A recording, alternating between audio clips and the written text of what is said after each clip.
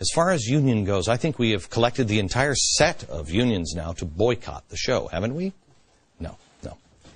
No, we haven't. The latest has just come out. This is the government's union. The thing that Roosevelt said could never happen. You could never organize the government workers. Too dangerous. They did it. And this is the American Federation of State, County, and Municipal Employees. 1.6 million members. It claims to be, quote, one of the most aggressive and politically active organizing unions in the AFL-CIO.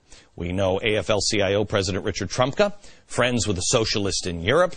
But isn't it interesting that the AFSCME also has socialist ties? In fact, the assistant to the AFSCMEs, they should really get it like an acorn or just commie, whatever.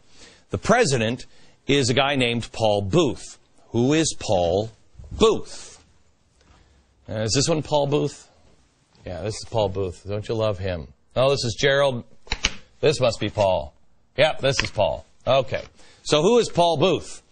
Paul Booth, he's a former national secretary of SDS, Students of a Democratic Society, the same group that the Weather Underground originated from. Booth was tutored by SDS founder Al Harbour. Here's a quote from Paul Booth from his SDS days. You ready? Not a lot has changed with Paul. I want to build a new left in the United States. What is left?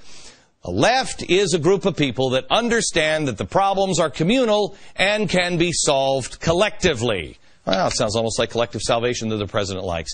Look, anytime we mention socialists in connection with the left, we're labeled hate mongers or conspiracy nuts. Well, December 5th. Check the calendar. December 5th in Connecticut, the Communist Party USA held an awards ceremony. Among the recipients, this guy. Who is this guy?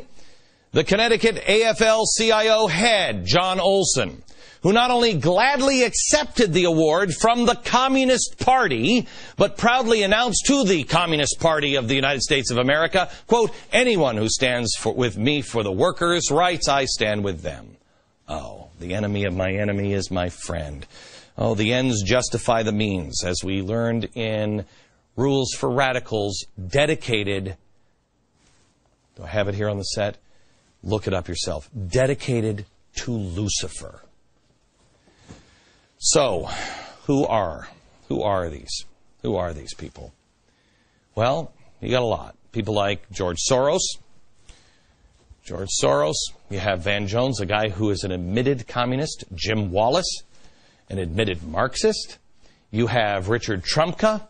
You have Andy Stern. And you have Bill Ayers. These are just some of the players. They have a plan, and they are dedicated. So, we know what they're trying to do. Complete the total transformation of the United States of America. We know who the players are. But what are their tactics? It's the same 5 steps that George Soros uses. He's done this in 4 countries, and he's the money man. You form a shadow party. That was the name of the party he and I believe it was Hillary Clinton started in 2000. And Arianna Huffington went and covered the shadow party conventions. You form a shadow party using humanitarian aid as cover. Then you control the airwaves. Then you destabilize the state. Then you provoke an election crisis. Then you take power. I'm sorry, gang. May not have happened in those orders, but we are in the last phase. WikiLeaks' Julian Assange is causing distrust of the government, which enables them to take power, destabilize the state, and take power.